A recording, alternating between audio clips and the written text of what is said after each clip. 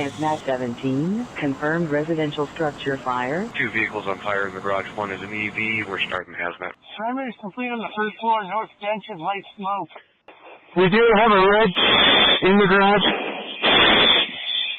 Engine compartment is smoking.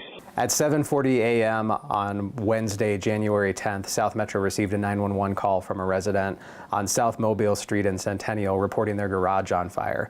Working smoke alarms in their house alerted them to the situation, and they saw that their electric vehicle in the garage was on fire. Upon arrival of Arapahoe County Sheriff deputies and South Metro firefighters, they observed a large volume of fire and smoke coming from the garage. An initial search of the home thankfully revealed that there was no one else inside the house, and thankfully the people who were inside safely evacuated without injuries. Once the fire was controlled, our firefighters determined that the lithium-ion battery pack inside the vehicle was still burning. That poses a great hazard and a great risk to everything around it, not only because of the risk of the fire spreading, but because the smoke that's coming off of the vehicle is very toxic. Once firefighters knew that an electric vehicle was involved, the hazardous materials team responded to the scene. Those apparatus are equipped with a specialized electric vehicle fire blanket, which is used to smother the fire. When the blankets arrived on scene,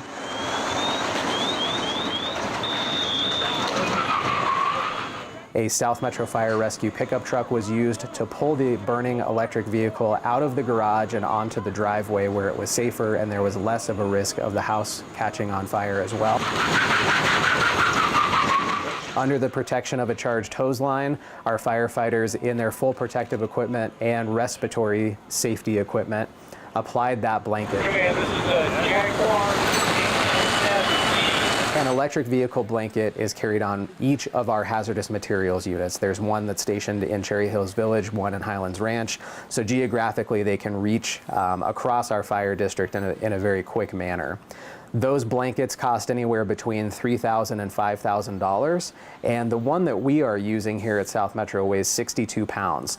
So it's a very heavy blanket. It takes at least 4 personnel to put it on the vehicle. They're using respiratory protection while they're doing that so that they're staying safe and making sure that their airways are protected from that toxin.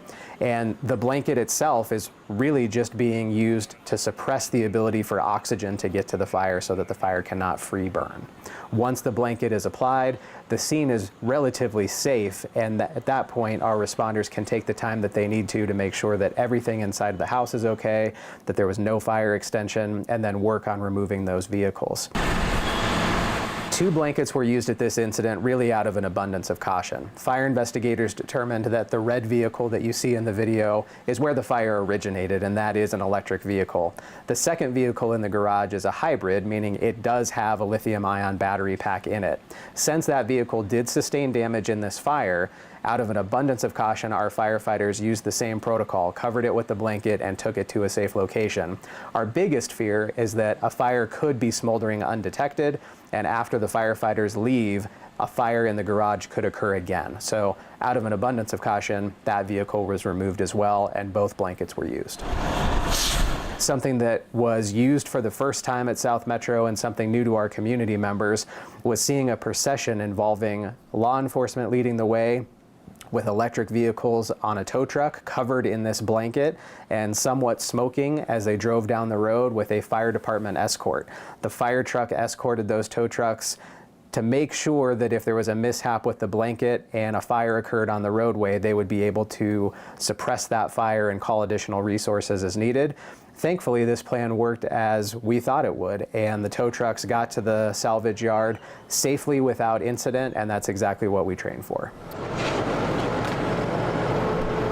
Once the vehicles are at the salvage yard, they remain underneath that electric fire blanket, which is limiting the oxygen flow to the battery, which is still smoldering.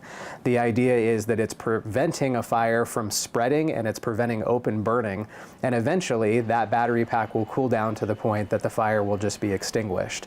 Some people might be wondering why we don't just use water on that like a normal vehicle fire, a combustion engine fire, and it's because it's ineffective. It's very difficult to get the water where it needs to go into the battery pack, and when those lithium-ion batteries are in a thermal runaway situation, it can take tens of thousands of gallons of water to extinguish them.